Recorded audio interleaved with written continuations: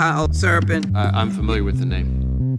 Is that yes? I'm familiar with the name. Familiar with the name. Familiar with the name. Let's bring in Kyle Seraphin. He's the FBI whistleblower who helped expose government censorship of our First Amendment rights. Now, we only have this memo because a recently suspended FBI agent called Kyle Seraphin brought it to the public. And we're grateful that he did. Kyle, thank you so much for joining us tonight. He's the host of something that strangely is called the Kyle Seraphin Show. Kyle Seraphin, I can't thank you enough for speaking out. I knew you guys were out there, and I knew it was just a matter of time, but you got a lot of guts putting your face and your name to this. You're doing a service on behalf of the American people, and from the bottom of my cracked and broken heart sometimes, thank you very much. Take a look behind the curtain with a real whistleblower and American patriot. Prepare to embrace the uncomfortable truth because this program has no time for comforting lies. Here is civil liberties enthusiast, Second Amendment defender, and recovering FBI agent Kyle Seraphin. Well, hello, my friends. Welcome to the Kyle Seraphin Show. It is Friday. It really is. It's August the 9th, and we are rolling live right now on rumble.com/Kyle Seraphin. Make sure you have hit the like button. Make sure you subscribe to the channel. If you're interested, you guys can always go and check out our locals channel. Yeah, that's where you can do that. It's kyleseraphin.com. Go do that and join us over there. If you want, that was my little credits trying to sneak on there. If you want to be part of the behind the scenes, some of the weird stuff that we're offering, today is going to be nuts. We're going to do something we don't always do. I got Steve Friend coming on, and so what we're going to do is we're going to take advantage of Steve, and we're going to pick the brain. We're going to go through an entire criminal complaint in the curious case of Asif Merchant. And there's some real things that are going on in this case. The FBI is pulling some trickery. They are doing the Terror Factor International Edition, the Terror Factory rather. So we're going to get into that. Before we get started, let's go ahead and give a thank you to my friends who are keeping me hydrated, who are keeping me caffeinated. It is the Patriot Cooler, folks, down in Houston, Texas, patriotcoolers.com, patriotcoolers.com. It is patriotcoolers with an S.com. Better than Yeti. Use promo code Kyle, K-Y-L-E. Get your own 19-ounce tumbler. Get one for your wife, too, or your girlfriend, or your husband, depending on the appropriate relationship that you have in your house. Get yourself a Patriot Cooler. You'll want it. It's got a fantastic lid. It's not going to leak on you. It fits in your cup holder. It holds a bunch of coffee and or water or whatever you're into. And you can save 10% with promo code KYLE, KYLE, 4 letters, 10%. It also helps out homeless vets. What's better than that? Is there such a thing? Probably not. Should we get right into the crazy? Because it has been a week, and I have this guy. Here's my friend, Steve Friend. Welcome, bud. How you doing? I'm doing great. I am very much happy to celebrate today, August 9th, being National Veep Day. So let's take a moment and honor Kamala Harris as the vice president. Is that really true? Is that what it is today?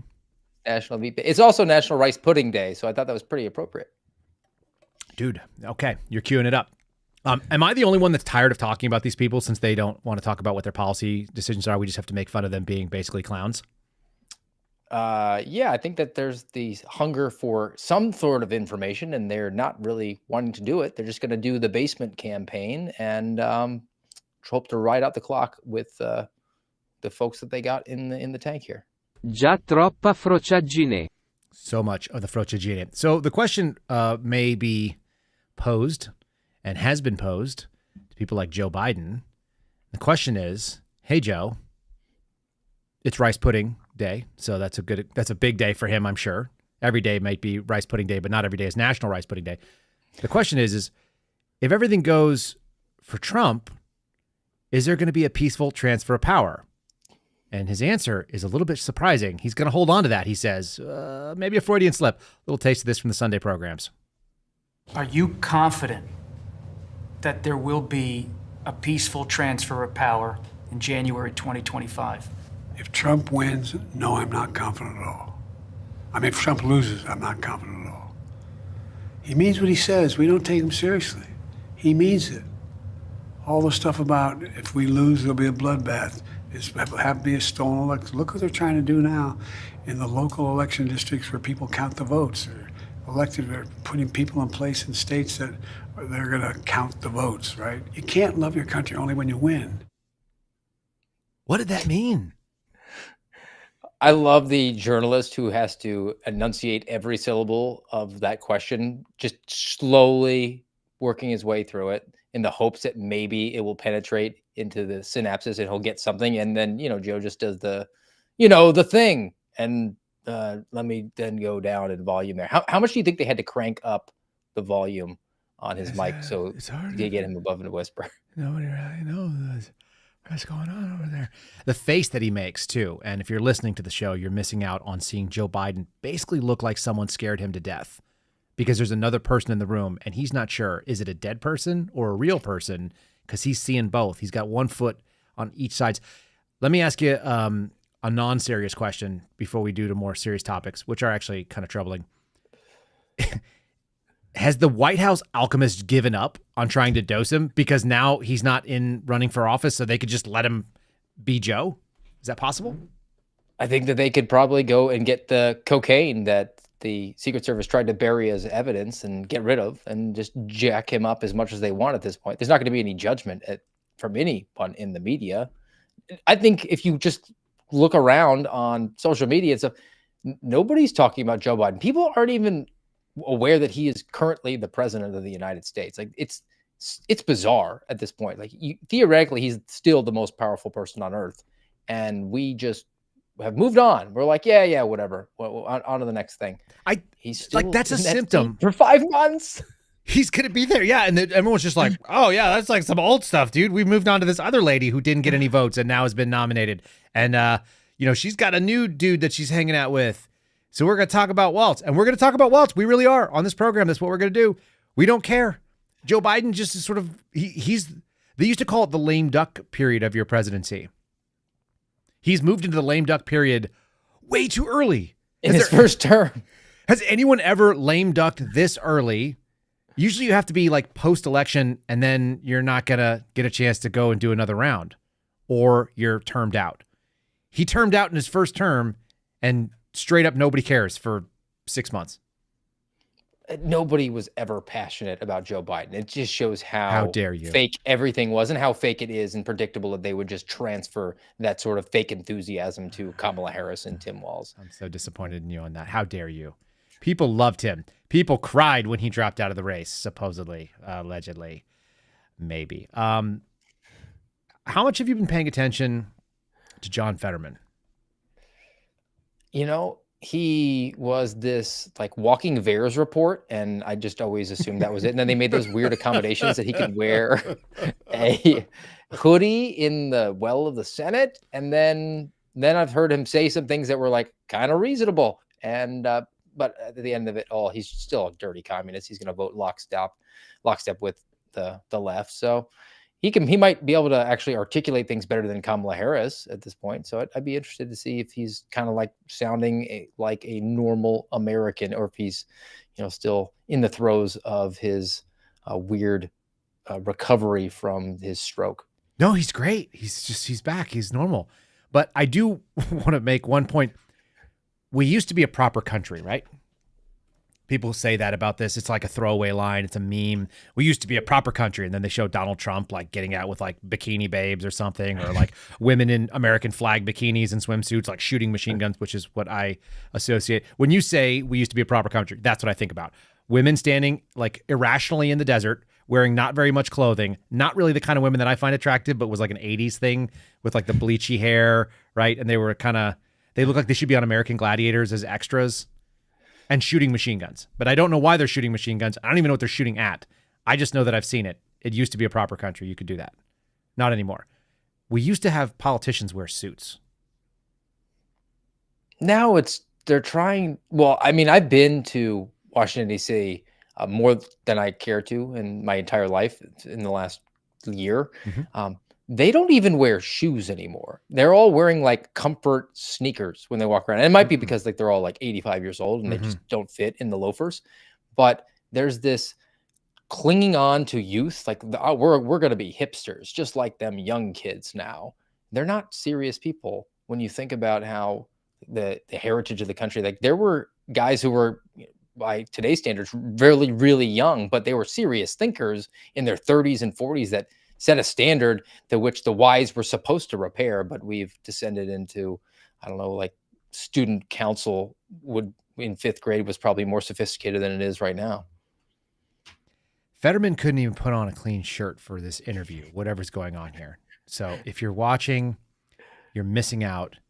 This is a United States senator, and he has at least one stain, but I think I'm seeing 2 oil stains on his shirt, which is not a suit and not a tie. And he's doing a real interview on like a real program. And it really made it on the internet forever. This guy, he's phoning it in. He gets a pension either way. All right, here's John Fetterman. And I don't think he's wrong. I don't think he's completely out of his mind. He's just dirty. He's like a dirty person who just didn't care. I occasionally have stains, but I have like a toddler running around and I work from home. This guy works from the United States Capitol. I think if you match up Trump and Harris, which I think that's really what this is really about, and I do believe he's going to win Pennsylvania. And of course, it's going to be close, but I've been maintaining that whether it's Biden, whether it was Clinton, or whether now it's with Vice President Harris, it's going to be very close. 2 stains and maybe a sweat mark up on the shoulder. Do you think he might be doing that in solidarity with that silver medalist competitive shooter from the Olympics? Because his wife left him. He might be going through the same thing, and he's just like, yep, next step, I'm just going to suck down a cancer stick and whip out my revolver and win me a medal. I have a revolver over here that it would be a medal-winning revolver if you wanted to try. You'd want to do it in like a light-loaded 38. I think they do some kind of like variation on the 22. It's very possible that he was just seeing that and he was just like, if this dog... That guy's got it going on. I gotta mimic it. Right. I'm going to just go and maybe... And I couldn't tell. It looked like he had a grease stain under his chin. So maybe he's fully like just given up the Capitol thing and he's now working out of a garage somewhere. He's working as a mechanic for some crappy government job, like the FBI mechanics that didn't ever want to fix Automotive anything. mechanics that told me we don't have any funding to fix your air conditioning in Florida, so just roll down the windows. By the way, you never have to rotate your tires. Yeah, that's a myth. Why did they not want to rotate your tires, Steve? They just told me it wasn't necessary, and they weren't going to allow it. If we had to go to one of these, like these Jiffy Lube type places, and they always ask, like, hey, do you want the tires rotated? And they're like, no, that's not approved. It's not authorized. You can't do that. Okay. Not my car, I guess. But when they refused to repair the air conditioning and recommended the 4x40 rule in August in Daytona Beach, Florida, I kind of had to raise a little bit of a fit on that one. I tend to be a little bit of a baby. Unbelievable. I remember you telling me this before. Folks, if it is just a myth and you don't actually need to rotate your tires, will you please put that in the comments below so that we can keep track of this? If this is a house bet, but if you're like a Ryan Matta, like a flat earth type too, and by the way, Ryan told me something the other day that I'm going to share and embarrass him. He won't be embarrassed. That's why I don't mind saying it. He would actually say this everywhere. He said, one day you and I are going to meet on the other side of the ice wall and we're going to have a very interesting conversation. And I sent him a picture of like a stairway to heaven. And I'm like, is the ice wall the thing that separates us from the other continents? You believe that they're hiding from us, they being all the world governments? And he was like, yeah. And I was like, I think this is how you get there. It's the stairway to heaven. That's where the ice wall is. It's see you on the other side. There are people out there that think that, and maybe they're the ones that don't rotate tires.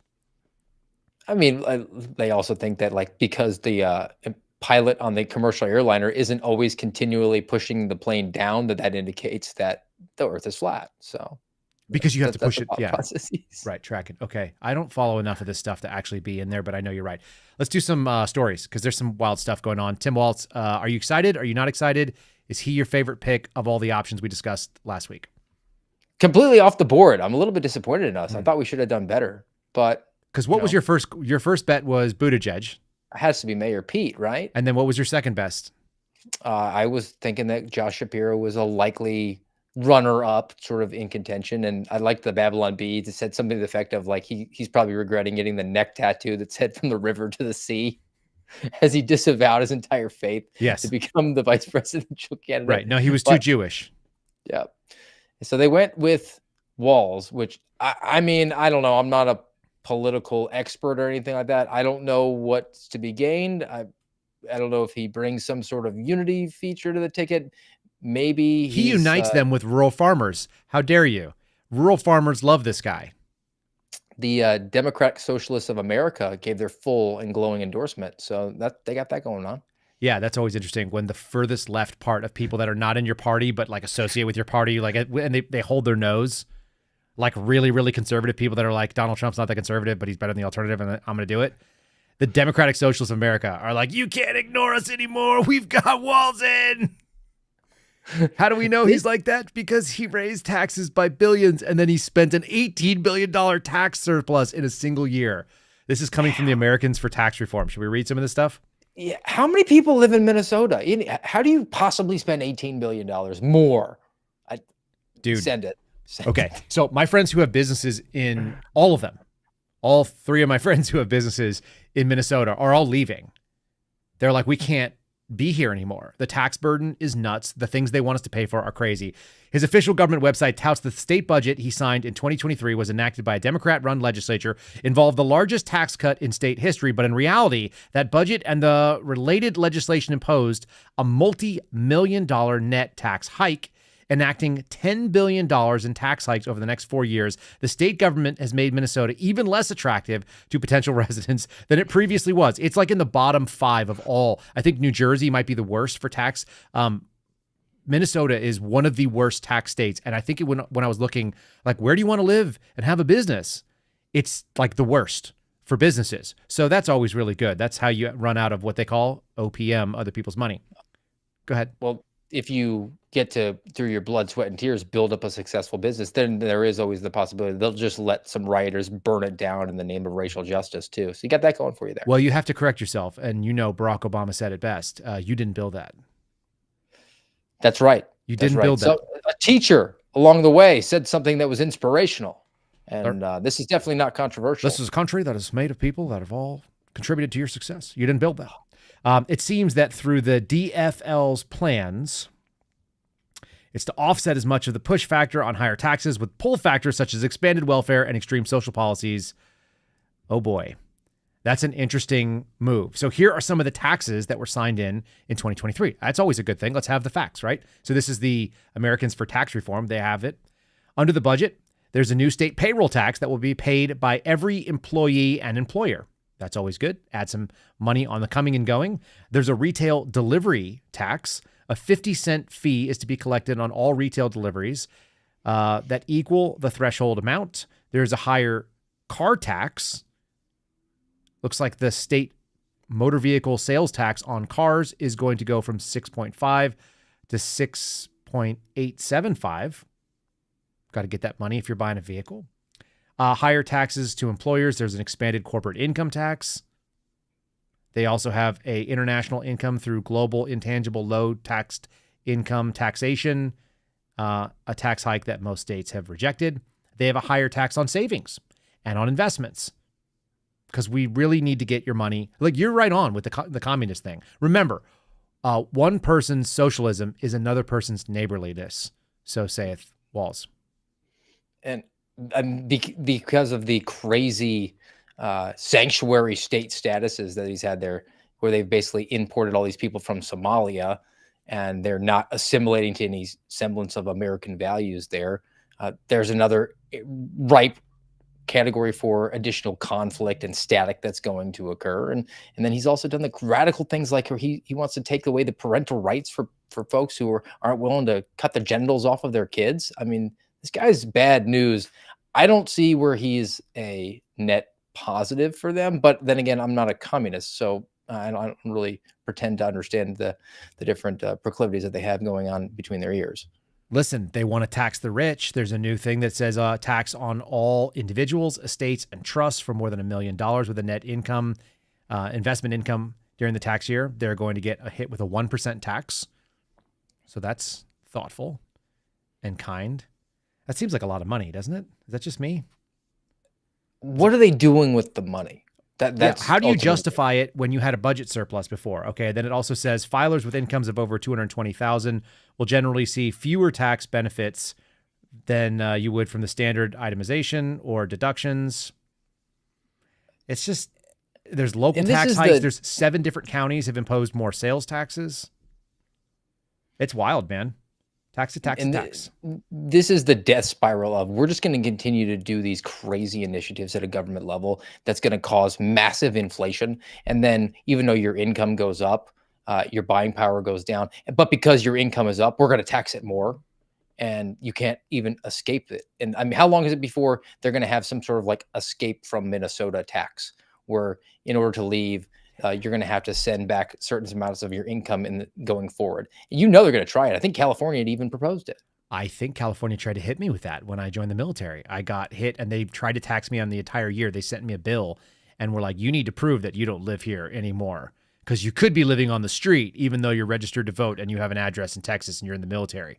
You should just say, like, send in the state guard to come arrest me. I do not have nice relationships with anything in California. I send nasty stuff to them. I write really horrible email. Every once in a while, I get, about every election season, I get an update that they have mailed me a ballot.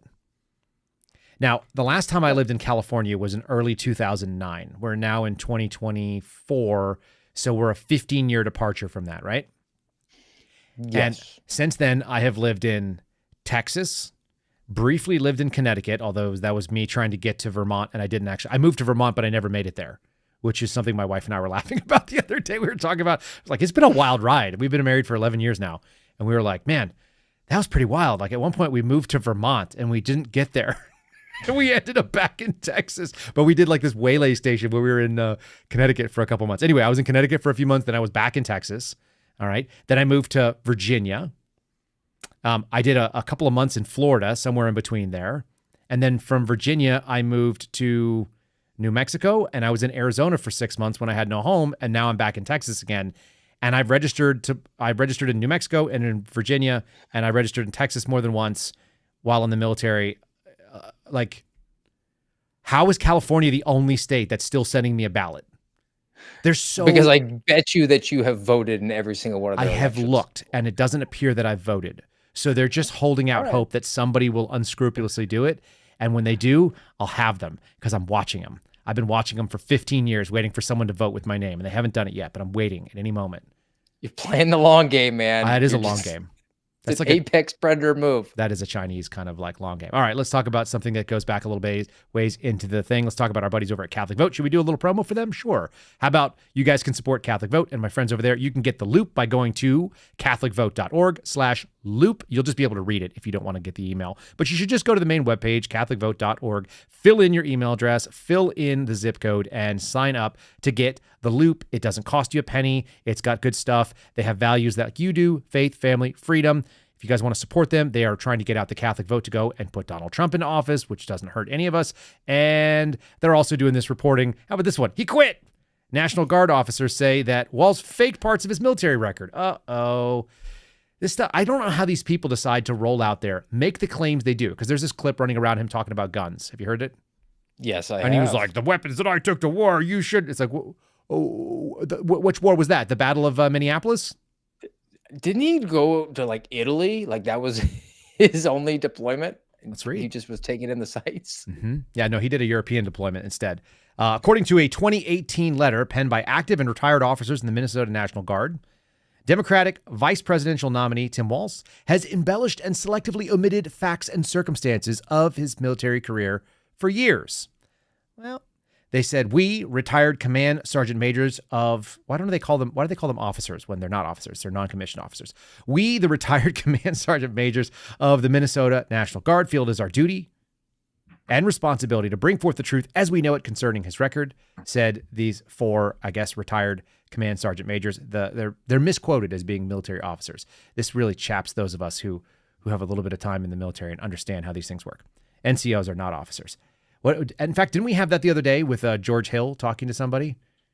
Somebody said a gentleman never tells. That was Aaron. Stevenson. He said That's right. He said That's a gentleman right. never tells, and George Hill was like, I thought you were enlisted, because George is a crotchety retired E8. In any case, it says, however, the issue is this: that his official report of separation and record of service, he reenlisted for 6 years. On September 18th, 2001, like a lot of people probably did. However, in response to his reenlistment, he says that he reenlisted for 4 years, conveniently retiring a year before his battalion was deployed to Iraq. And even if he had reenlisted for 4 years on September 11th, his retirement date would have been September 18th, 2005. So why did he retire in May of 2005 before his supposed 4-year enlistment's up? They're asking all these questions. The basic story is, I don't know if it falls under the category of stolen valor because he's not claiming an award, but he's characterized his service a little bit differently. And he's the classic guy that signed up, probably, because there's a lot of them, to get some benefit. And the minute that they actually call your card, that gamble basically comes calling, and the VIG is due, they don't want to pay it up. And I don't know. I don't like it either. This is kind of reminds me of the Swift Boat Veterans for Truth scandal on John Kerry in 2004, right? And you could always have like a personal gripe that comes up and arises, and you don't know if it's a he said. If there's a significant, substantial number of people that are standing by this that are command sergeant majors or someone in that sphere, then I tend to give them the full benefit of the doubt on whatever they're saying about Tim Walz. If it's one-on-one, maybe, but if there's a group, I believe in that group, that what they're saying. And the thing is it's not really contested that this is the story. So here's the other thing, because you've been told, if you read some of the stuff about him, they're like really, really excited. He is the highest ranking NCO to serve in the U.S. Congress, except then you read this. It says that he failed to complete the United States Army Sergeant Major Academy. He failed to serve for the 2 years following the completion of the academy, which he dropped out of. So he didn't get to keep his rank, and that's why he retired as a Master Sergeant, as an E8, which is, no slouch on that. You just don't get to claim to be something that you didn't get to be. Now, the real way that you get from an E9 to an E8 is you get into a fist fight with the base commander, like one of my buddies' dads did, who was a Green Beret in the Vietnam era, and he punched out like a full bird colonel. And that is the way that men look at it and go, you probably should have had a better pension than you did, but you were a man's man and you stand on principles, and he shouldn't have told you that you couldn't do the thing that you wanted to do, whatever that thing was. And by the way, apparently that was over some kind of squabble about whether or not they could tear gas a farmer on his own property when they had an agreement to be able to run across the guy's land. And the guy tried to revoke it in the middle of an exercise where there was like money on the line between two sergeant majors for running their squad. There should be a great story like this. There was a great story. Yeah. So I heard this from this guy, and his name was Vale. And he got knocked down twice. Actually, he made it up. Not many people get promoted to sergeant major only to retire as a master sergeant. That to me makes me really happy. He got knocked down twice. The first time was because he did something else crazy, got into a pissing match with somebody. But the second time was because he punched a 1-star. I think it was at Fort Bragg. I think it was actually somewhere where there was some sort of Green Beret training, and the details escaped me because it was like a decade ago. But he told me that, and I was like, that's fair play. If you want to punch somebody and you lose rank over it, and you lost money for the rest of your life over it because you thought it was that important and you're that much of a hothead, it's way better than like skipping out on an academy. That's like Cookie from The Longest Yard, who was like, yeah, I punched a warden and they gave me a life sentence. It's like, all right, yeah, I kind of understand. Look, when I was active duty, I had a prior Marine that was my team sergeant, and every once in a while he would come after me and I would do something that earned it. And he would take me aside after the fact, and we had two different kind of personalities. There was Airman Seraphin and Sergeant Parman, and then there was Kyle and Josh. And so he'd be like, dude, Josh speaking. And I go, I know. He goes, man, why do you make me do that stuff? And I was like, I earned it. Like, I just, I knew I needed to be punished. So just do what you got to do, man. Like, I don't take it personally. There's a good ability to be able to turn that kind of thing off. When I say it's not being really debated, here's some pretty widespread reporting on abandoning his unit, and they sort of are just not going to talk about it because they're not going to talk about anything, policy, substance, or otherwise. They're only going to try to raise money, it sounds like. Vance is pointing out two things. Number one, that Walz basically left his unit, which no one really disputes, in 2005 before that unit was set to be deployed to Iraq. Walz was planning to run for Congress. The Harris campaign points out all the nice things he did for veterans and on the VA committee once he was in Congress. But the fact that he did not go serve in Iraq, which J.D. Vance himself did, albeit as a public affairs officer in the U.S. Marines, is a point that they are trying to make. And also, they're seizing on a comment that Walz has used in the past to suggest that certain weapons should not be in the hands of regular people. Weapons like what he carried in war is the quote from Walz. Vance seizing on that and saying, you were never in war, Tim Walz, so what are you talking about there? And the Harris campaign has responded to that too as well, pointing out that Walz both carried, trained, and is deeply familiar with the types of weapons we're talking about here, regardless of having never used them in combat. Oh. That was a decidedly balanced report from MSNBC. Can we agree on that? From the MSNBC perspective, I mean, they did a little bit of like the Republicans pounce, but they did. He presented the facts. I mean, I was kind of shocked. I was like, I'm getting behind what this guy says. Now, they presented what people said on both sides. Here's my thing. We both served around people who carry guns for a living. Does that make them expert on the gun that they carry, in your opinion? Steve Friend. No, it does not, because a lot of them like to carry their gun in their purse or in a top drawer when they walk into the office and then never see it until it's time to leave at 4:45 p.m. Oh, do you think they know how to change out the trigger group on an AR-15? What's a AR-15? Yeah, exactly. So I I had a guy who was a SWAT team sniper in Albuquerque bring his personal AR in and ask if one of us would take it home and put in a new trigger that he had bought for it. And me and my partner, who's a Green Beret and an 18 Bravo, a weapon sergeant, the two of us just started laughing, and we grabbed a ballpoint pen and we swapped it out right there. And then we're like, tell us more about your days as an FBI sniper. I actually made a meme about it. It was the Willy Wonka. It was like, oh, you're an FBI sniper. Like, tell me more about how you changed out the trigger on your AR. This is something you can do pretty much in the dark if you have the right training. You can probably do it with your eyes closed if you've done it enough times, and you can do it in seconds. So I just don't take I was in the military, so I know. Do you know what's another real interesting point about this, actually, now that I think about it? Because we're going to cover basically the entire criminal complaint of this guy that supposedly was going to kill Trump. The entire criminal raid on the ATF, or that the ATF did on Waco, the Branch Davidian compound. Do you know what it was based on, what the probable cause was? That they heard automatic gunfire or just a gun range that was shooting from a guy who claimed to be in the Army. So he knew automatic gunfire when he heard it. Exactly. He had served in the military. And so he knew what machine guns sound like. And those were machine guns, according to his ears. They could have been bazookas from the ATF perspective, because he probably had vastly superior knowledge about firearms to them. And seeing as how, what his knowledge was could, fit in the size of the eye of a needle and leave some extra room. Yeah, that checks with me. Did I tell you about the bazooka thing that my buddy did? Did you just swap it out on criminal complaints? Yeah, every single time he mentioned a weapon for like 6 straight months in any kind of affidavit or in any 302, whenever he referred to any weapon of any kind, he called it a bazooka. Never was called out by. Never called out, not even once. Nobody was like, a bazooka? Really? In Northern California? And he was like, yeah, it was a bazooka. Like, I was in the military. I know about weapons. This just so less people. Was he a public affairs officer? Please make it even better. No, he was an infantry grunt. The best part for me is that I just want people to know the kind of people that, one, there are a couple of those still out there, and two, they were my friends. Those are the kind of friends that I keep. How about JD Vance's little comment to that? Again, pretty fair coverage from MSNBC. We're going to get into this other nonsense in just a second. I just want to cover the rest of this VP stuff. Do you like JD Vance? What do you think? He seems like a guy that I could get along with. I mean, you're never going to agree with everybody on every little thing, but I mean, I think he'd probably be a good person to have a conversation with, and he would explain his position to you and not want you to be in an internment camp like the communists want. Okay, fair enough. Here's him kind of dismantling the situation. I feel like he handles the points pretty well, but also unemotionally, as you might have said. When the United States Marine Corps, when the United States of America asked me to go to Iraq to serve my country, I did it. I did what they asked me to do it, and I did it honorably, and I'm very proud of that service.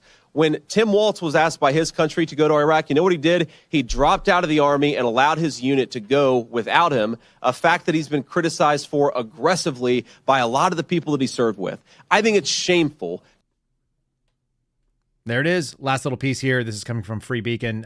Tim Walz falsely claimed that he served in Afghanistan. When a local vet called him out, they did nothing. He said that he was a veteran of Operation Enduring Freedom, which was the official name for the U.S. government's war in Afghanistan. This reminds me a lot of people that I met that they would get a little bit liquored up. They had served in the military, like me, stateside only, and they would claim to be a Vietnam-era veteran. I was just going to say that. That reminds me of the Nicholas Sandmann Native American that was banging on the drum when they tried to characterize him. First of all, they tried to say he was a tribal elder. I'm like, being elderly doesn't make you a tribal elder. That's actually an elected position. Right. And then they said he was a Vietnam era veteran. He was a National Guardsman refrigerator repairman in Nebraska. There's this weird clip, and I'll never be able to find it again, but it was like sort of like the chaos that exists in Albuquerque. And when I was enlisted in my final term of my enlistment, I'm in Albuquerque, and we're seeing buddies that are going on these rotations with Albuquerque Ambulance Company, which is what handled the 911 calls. And the wildest stuff would happen. And the craziest, both drunken Indian and or just methed out weirdos that exist in Albuquerque would be there. So there's this video of this lady, and she's beating on the back of an ambulance that she believes her brother is in, but is not in. Like, she doesn't know the patient. And she's like, let him out. Let out my brother. It's in the... Open the door in the name of a military police family. And she kept screaming that she was a member of the military police family. She would have this pause before it, like that was somehow some credentials, and like it conferred anything. And the the vets, the ambulance guys would open up. The paramedics are looking at it, and they're like, "What's going on with that lady?" They look at her through the camera. They had a camera out there that was like looking on the back, like a dash cam. And they'd be like, "Don't open it up. She's crazy." And she's throwing rocks. She ends up going to jail, and she's telling the cops like, "You can't arrest me. I'm military police family. I'm a Vietnam era veteran." Anyway, all this stuff is really weak, and it's weak. What is not weak is the way that JD Vance handled this little situation on the tarmac that we saw the other day. This makes me like him because I think it's one of those kind of like bro moves where you're just we used to call it the BDP. My buddies would call that the big D player. You just overshadow somebody because they were playing the hiding game. Kamala obviously playing the hiding game, and he saw like, hey, there's a bunch of people in the press. Folks, I tried to enhance the audio in this so it sounds better. It's not awesome because whoever had the mic there did not have quality equipment. They're obviously not Kyle Seraphin types, but I did enhance it. So we'll listen to JD Vance on the tarmac where the vice president's plane is, but no vice president is there to speak to them. So he just takes an audience and runs this. Where is it? Oh, no. Did I not load it? I know I loaded it. I think we... That's not it. No, we'll just have to use our imagination. I'm going to add it. No. How dare you? We're going to play it. We're not doing that. Let's play a little clip about how you have no right to free speech for a couple seconds. Cause I saw this. This is my last little piece from Walz. Full tyranny. In addition to taxation, he also thinks you need to shut your mouth, hush your mouth when you talk to him. So we'll play that real quick because I had that queued up. And then I'm going to go grab this thing. I cannot believe that thing disappeared on me. I'm so disappointed. Stand by. All right, here we go. I think we need to push back on this. There's no guarantee to free speech on misinformation or hate speech, and especially around our democracy. I think we need to push back on this. There's no guarantee to free speech on misinformation or hate speech, and especially around our democracy. I think we need to... I was going to play it like a bunch of times. All right, so I did actually have the clip. I just didn't have it start on the button that I pushed. Here we go. Here's JD Vance being a baller, and it makes me like him more. Guys, how are you? All right. So I know you're covering the vice president here. I figured I'd come by and just give a good look at the plane. Hopefully it's going to be my plane in a few months. But I also thought you guys might get lonely because the vice president doesn't answer questions from reporters and hasn't for 17 days. Have they given you guys an explanation for why she won't take questions from reporters?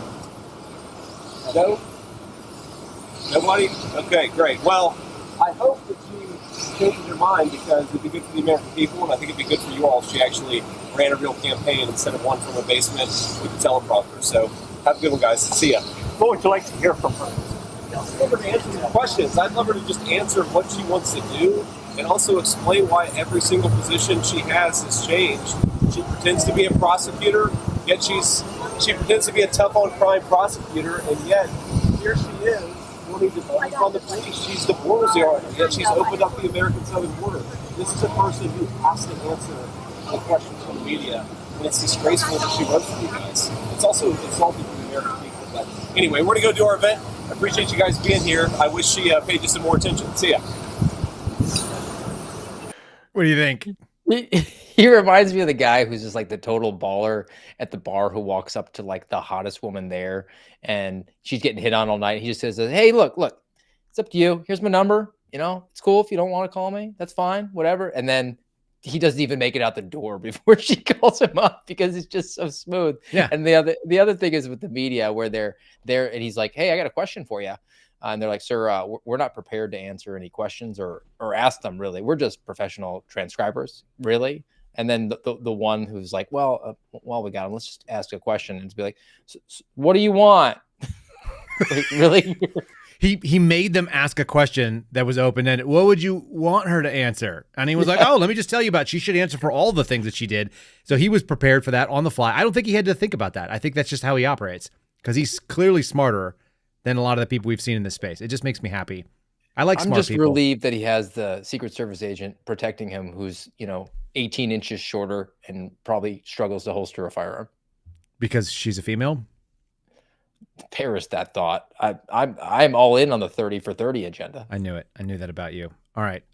We've got this story. We're going to give it a bunch of attention. So this is going to be the rest of our show, folks. We're going to go kind of line by line through this criminal complaint and break it down, how we saw it, how Bill Melugin reported about it, which I think is really relevant. And moreover, this is what we're calling the Playbook International Edition, also known as the reincarnation of the Terror Factory. So we'll launch into that. This is the story. We talked about it the other day. This is not going to be news to you, but this take on it might be. Pakistani national is charged with the alleged plot to assassinate Donald Trump and other public officials. Nebulously, this person, Asif Merchant, flew in from Pakistan to the United States to find hitmen, prosecutors say, and then they go on to talk about his ties to Iran, and they talk about, or Iran, I guess. They talk about that the criminal complaint doesn't mention Trump by name. So they just had to get it from sources so that they could say it was Trump, so that they were not going to get in trouble. But the fact that they had just almost let someone else kill Trump, who was not from Iran and did have nothing to do with it. This is kind of the smokescreen. General impressions when you first heard this, and then we're going to get into the details of it. Go ahead and give it to me. Well, the Iran angle, where it seems like they were just trying to grasp to backfill the justification for that storyline and say, see, we really are up to speed on the actual threats that are out there. I mean, don't pay attention to the fact that there actually was a attempted assassination that had nothing to do with Iran, but we were focused in on the real terrorism here, and we're just going to make sure that we justify our existence and say that our intel was completely accurate on that.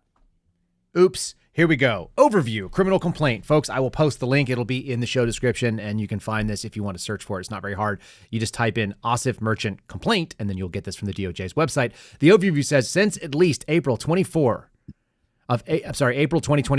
Merchant orchestrated a plot. This is the overview of the whole thing, to assassinate U.S. government officials on U.S. soil. After spending time in Iran, Merchant flew from Pakistan to the U.S. to recruit individuals in the United States to carry out his scheme. And while in the U.S., Merchant contacted a person he believed could assist him with the criminal scheme. And that person, in fact, reported Merchant's conduct to law enforcement and became a confidential source working with law enforcement. The CS, they give an abbreviation. And then Merchant then asked the CS to assist him with contracting a hitman. The CS introduced Merchant to two purported hitmen who were in fact undercover U.S. law enforcement officers, the UCs. Merchant subsequently paid the UCs $5,000 in cash in New York as an advance payment for the plot to murder U.S. government officials. I didn't mean to make you so small, but we were reading and I wanted that on the screen. There you are back on the full size. What say you to that, my friend? A couple things. So you expect us to believe that somebody concocted this scheme that I'm going to fly to America, and upon arriving in America, I'm going to recruit people to assassinate public officials.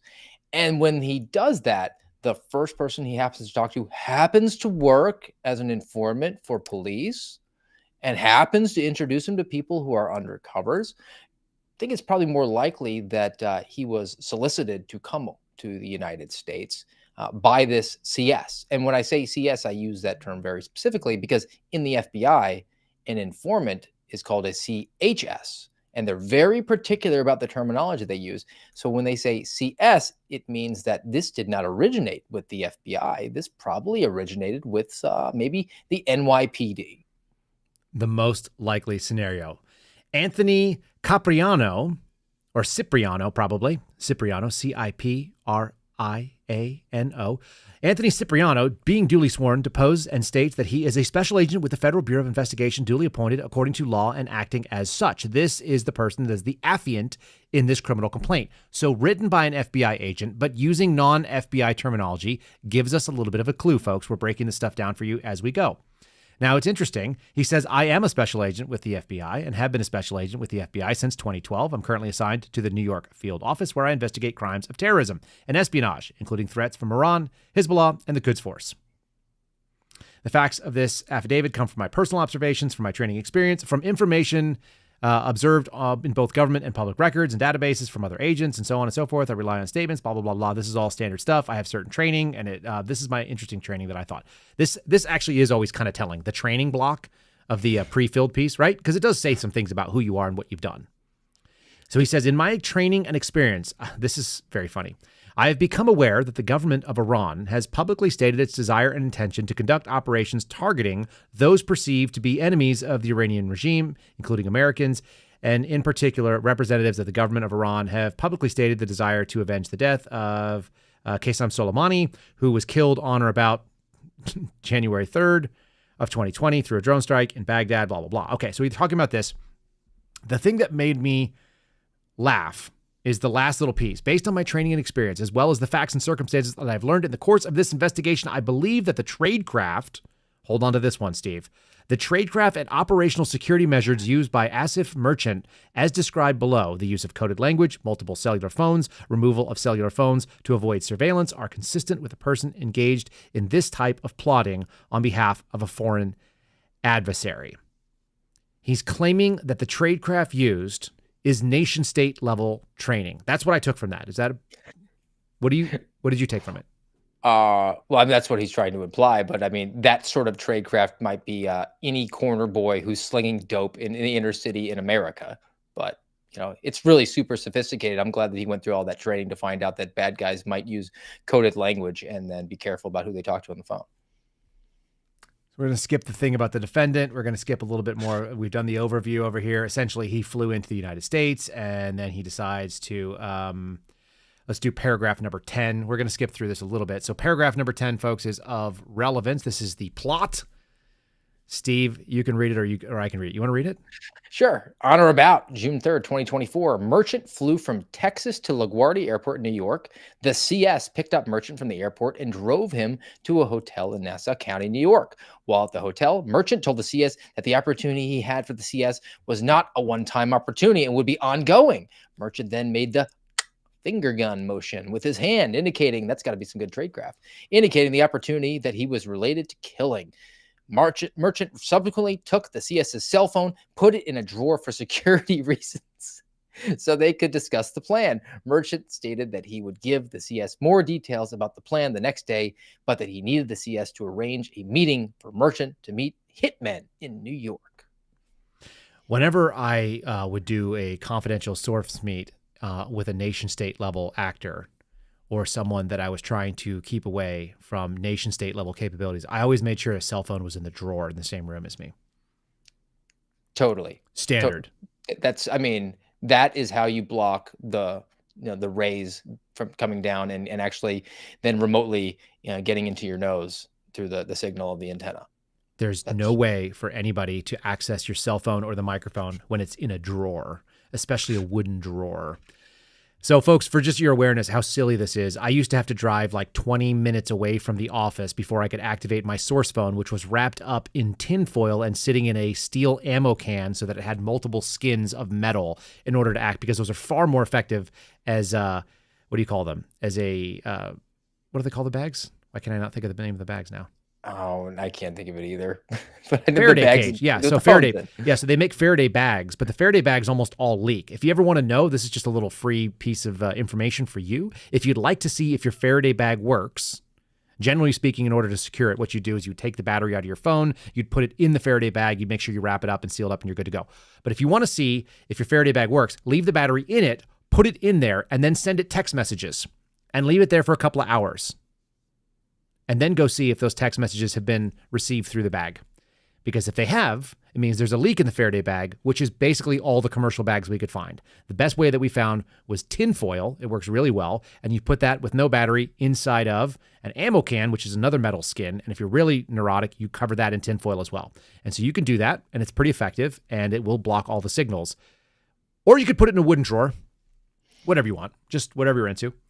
We've got a couple other little pieces in here. This stuff is really silly. So number 12, he says, the paragraph 12, he says he's going to explain that the plot involved 3 different criminal schemes, one of which was stealing documents, Steve, or hard drives from a target's house. The other was planning a protest, which I don't know what crime that is, but it is a scheme. And the third is killing politicians, government officials. They're all basically the same thing. I mean, protests or killing people or stealing documents, right? Stated that the victims would be targeted here, meaning in the United States. And he also stated that the people who would be targeted are the ones who are hurting Pakistan and the world, the Muslim world. These are not normal people. Based on my training and experience, individuals engaged in plots originating overseas to commit acts of violence in the United States often obscure the sponsor or the broader purpose of the plot. Or they're just retarded is a possibility. Well, this guy theoretically has come to the conclusion that for the low price of $5,000, he could pay someone to then recruit other people. So it's basically, he's going to be like subletting that responsibility, subcontracting that out to paid hitmen to possibly go steal documents or assassinate politicians on an ongoing basis for $5,000. It's not just the that. level of sophistication. There's a lot of money here that could be made. He doesn't know. He doesn't say where it's going to come from, and neither does this complaint from what I could read. But while Merchant waited, he doesn't have the money. He doesn't have the money, but he's going to get the money from somebody. He waited for a meeting scheduled, and he instructed the CS to drive him around New York looking for clubs where he could recruit other individuals to assist in the plot. And on or about June 6th of 2024, Merchant had this source drive him around Brooklyn to scout out the clubs and told the source through their yarn-dyed work, which is the code name they came up with. That's the code name that the state had told him. Yarn dyeing work. God willing, he would be able to save up to $1 million. The affiant believes that Merchant thought they could make up to $1 million through the criminal scheme. All of this is fine and dandy. It's very, very exciting. I'm sure that whoever was working this got this all the way up to the top level of the Bureau CTD. There's no question in my mind that senior executives were ready to put their entire careers on the line for this. But it seems all made up. And the problem is the playbook. This is the playbook. So what is the playbook? It looks like this. You give it a little brief, and then I'll read what Bill Melugin said about it, which sounds exactly correct to me. You find a vulnerable person, you make friends with them via undercovers and informants, and then get them through some sort of grooming process to agree to do something that they lack the capability or predisposition to do, and then you arrest them. And how long do we think that's been going on? Probably 23 years at this point, because we're coming up on 9/11. Since September, of 2001. So Bill It's Melugin the same said, playbook. It's just different people. That's right. And so we'll break that down in just a second here. This is kind of fun. So Bill Melugin, who works on behalf of Fox and does a lot of reporting there, says per multiple federal law enforcement sources, a Pakistani national with Iranian ties was arrested. We know about this. This is the part that's interesting. How did he get into the United States? He got into the United States. He was admitted via parole for, quote, significant public benefit. Because when CBP encountered him at the airport in Texas when he flew in overseas, the sponsor of his parole was the FBI's Dallas field office, and they cited, quote unquote, security interests to allow him in. We're told that the FBI had intelligence that before he arrived to the United States, that he needed to physically come into the country to develop the case on him and arrest him. And if that they had arrested him at customs, they would not be able to gather evidence and the information about his plot.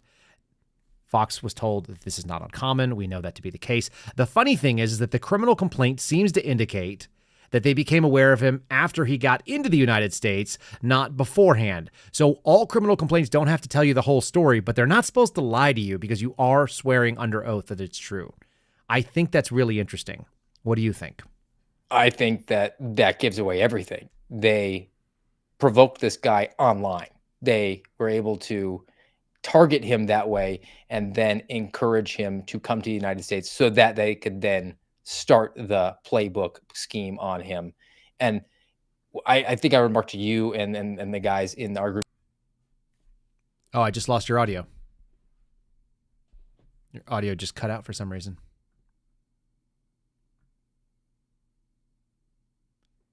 Looks like it's coming through, but it's not coming through my ears. Did I pull something out? Oh, stand by. Maybe it's me. The gun walking plot that they used, because they said, hey, we'll allow the guns to walk because we know they're going to be used in crimes, and then we'll get credit for seizing them after the fact, because this is a gun seizure.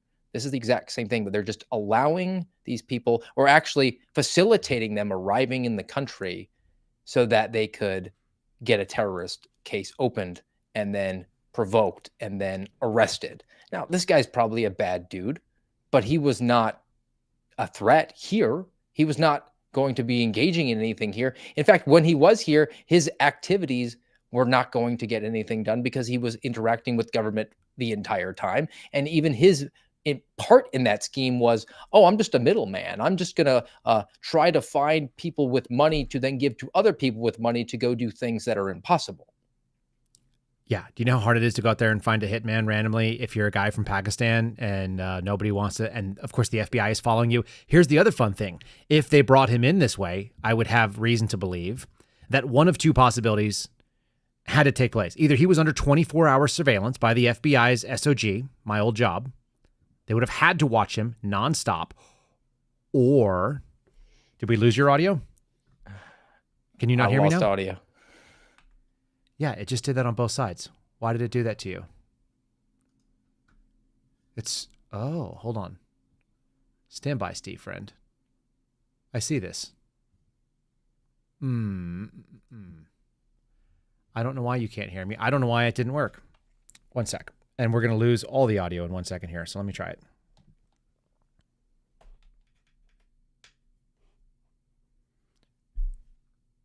How about that? Check, check, check. We've lost Steve. I can still hear you. So that sucks. So there he goes. It's on my end. You can't make it up. There, maybe I'll just reload it and then I'll get back in there. The fact of the matter is, they should have an SOG team on him at all times. There should be a team there that was watching him at all times. And if they were not, then they basically let a known terrorist kind of like lurk out there in the universe. Steve, are you able to hear me now? I've got you. All right, let me see if you're back in here. Nope, let me grab your link real quick. 1 second, folks. And I will grab you in here. And we'll add you back in. It happens. 1, 2, 3, and Steve Friend. There he is. The triumphant return. I got you back. So the fact is they should have had SOG on him the whole time. And if they didn't, then they're basically involved in this gamble, which is what we think may have actually been the case with the guy Crooks. That's the most likely thing to me, is that they basically set somebody up and they let him out of their hands. I wonder if they had to speed their operation up because of what actually happened to Trump. And they went like, oh my God, we let this dude out there. And even though he's a buffoon, like we can't let him out of our sight. And we have been leaving him out of our sight. Or they were following the whole time, in which case there's no possibility for him doing the actual terrorism that he's accused to have done, which both are wild. I think it's likely they sped up the case because they wanted the Iran talking point to be validated from their end. But just not for nothing, like this guy, they purposely facilitated his arrival to the country and has said, well, there's no real danger. We'll have eyes on him the whole time. I'm sorry. I lack confidence in the competence of so many people that work for our ex-girlfriend that who's to say he doesn't just say, you know what? This seems really hard and complicated. I'm just going to go do a stabbing like right now. Would they be there to stop that? And then they facilitated that because, but for the involvement of the FBI, that stabbing or whatever attack he decides to perpetrate just on a whim would not have happened. This other piece here that's kind of interesting is that they arrested him on the 12th, the day before Trump got shot. They haven't shared this information. He's been in the United States for 3 months, and they claim that they had eyes on him the whole time. This is per the reporting that's coming out of Fox. They had eyes on him the whole time, utilized numerous undercover agents who all thought he thought they were all hitmen that he was hiring. That tells me that they did have SOG on him the whole time. And let me just tell you a little inside scoop about New York and SOG. Some of their teams are outstanding. They're very, very good. I've also been on deployments where we went out into the world and we were watching, and we had a terrorist subject who was legit as any terrorist subject that I've ever watched, and we've watched a lot of BS ones. So you kind of have your radar tuned. This guy was big. He was armed. He was doing practice, like move to contact type drills. He was out there taking his kid to a radical mosque. He was dressed. I mean, he was a white guy and he had like Islamic garb on. He looked like a crazy person because he was huge. He was a really big man. Wife, totally in traditional garb. And the New York surveillance team decided that he wasn't legit. So they would meet at a pizza restaurant that was near the subject's house, and they sat there for their entire 8-hour shift without ever seeing him because there was a poll camera. And if the guy got in his car and drove off, which he did, they lost him. And the reason I know that is because after my shift, I would watch them on our Blue Force tracker and see where all their dots were, all the vehicles, and all the vehicles huddled up, and they never left. And the guy left because I could see the poll cam too because I was on a deployment. I had nothing else to do. I had no family there. It was just me hanging out in a hotel. And I was like, I could work 16 hours a day. It wouldn't be a big deal. So I kept an eye on what they were doing. I was the ATL out there. New York phones it in sometimes. So that's kind of scary to me. Like you said, our ex-girlfriend, mixed results. I think the myth of competence is something I've talked about before ad nauseum, but it's worth just saying again, people watch TV and movies and they assume that that character is just legion within the FBI. That sort of person that is chasing down the bad guys and working the cases, willing to work 16 hours a day, that's the black sheep in the FBI. Good enough for government work is a real phrase, and we experienced it ourselves for the years that we saw it. And the fact that they are willing to put public safety at risk so that they could get a good headline or get a good terrorism stat for themselves, and to say nothing of the fact that we don't know this guy. I mean, I don't think he has good ideas, but maybe he's just a crazy person and they victimized him. It's just as likely that he didn't know how to do any of the things that he was saying.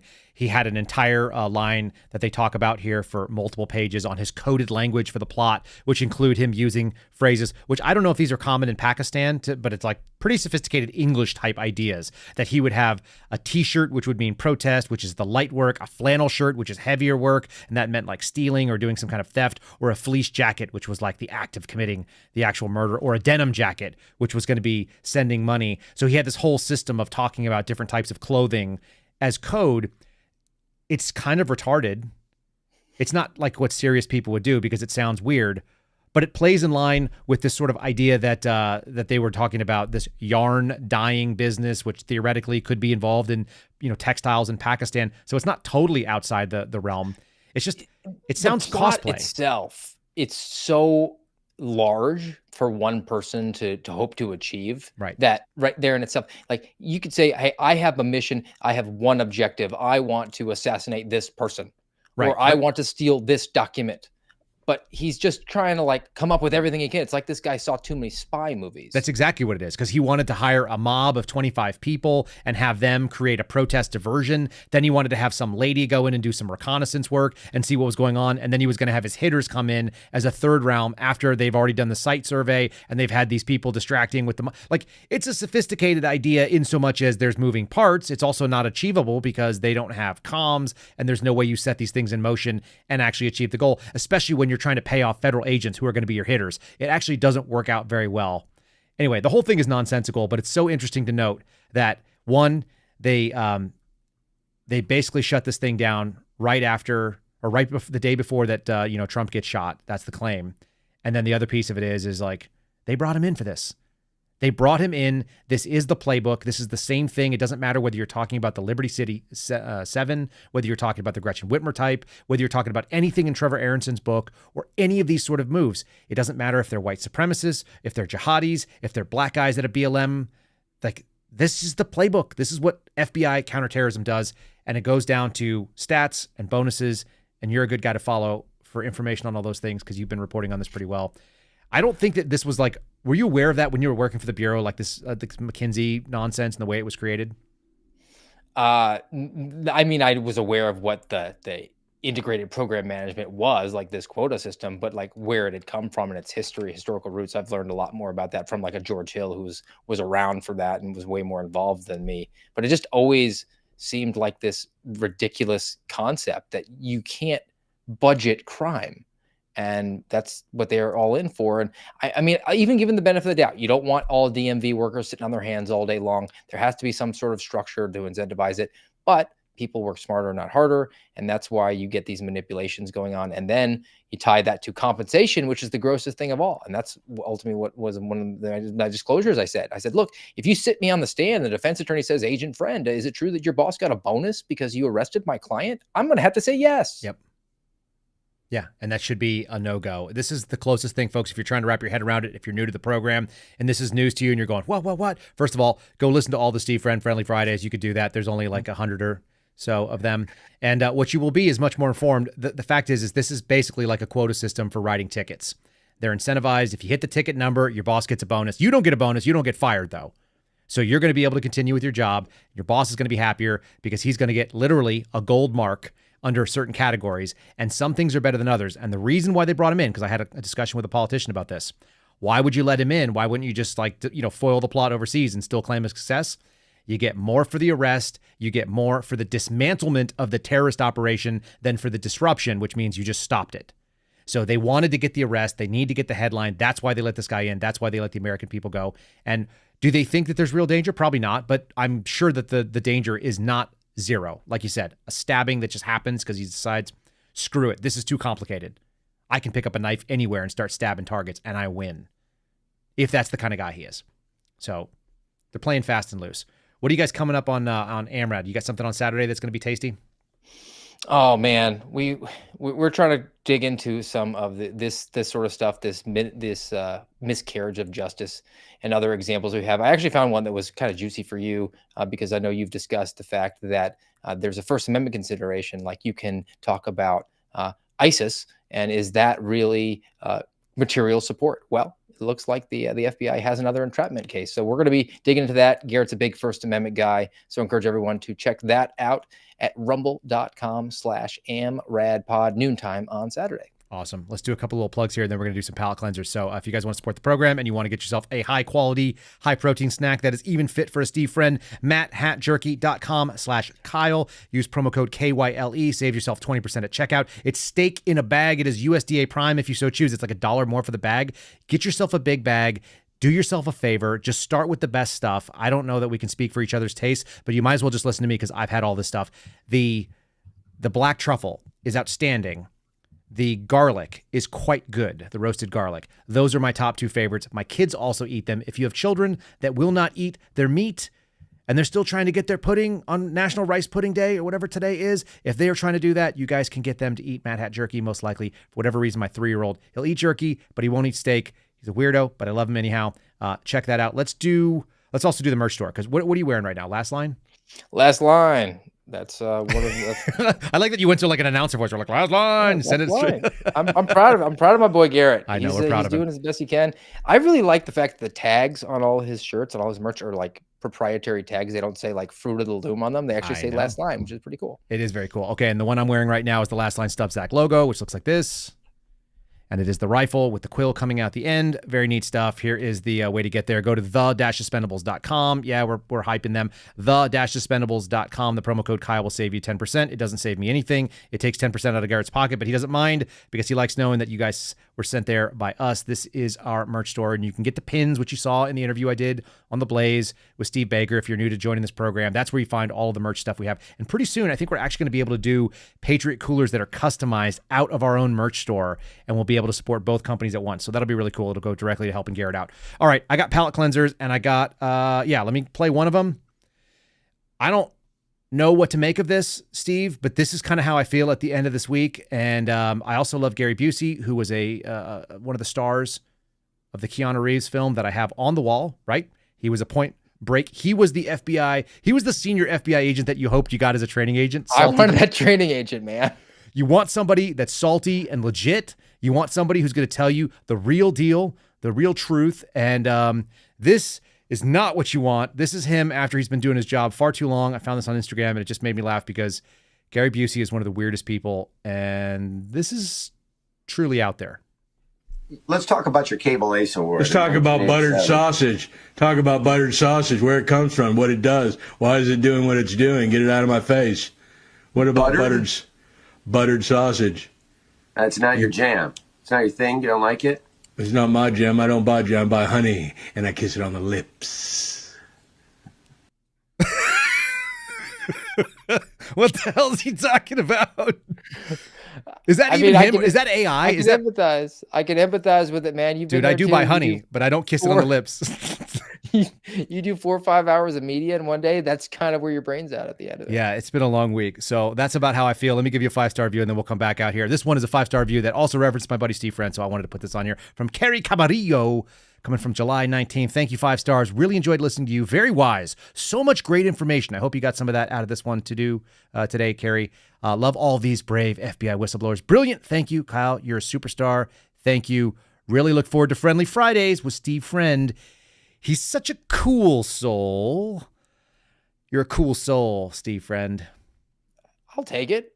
Of course. Thank you very much, Carrie. Yeah. I love it. You're at least the second most mentioned person in our comments when they're not saying weird things about me or nice things. So thank you guys. If you want to leave your own 5-star review on Apple, on Spotify, or whatever, leave it there. We'll read them on the show, and I will give you this final palate cleanser. We're saying goodbye to Steve. I hope you have a great weekend. Steve, this is sending you off. This is how you're supposed to play with your kids. Dads, if you don't know, folks, if you didn't see this, just tune in and you'll see. Next customer. How was your weekend? Good. That's a blessing. That's a blessing. You spend it with some family? I spend it with friends. That's a blessing. That's a blessing.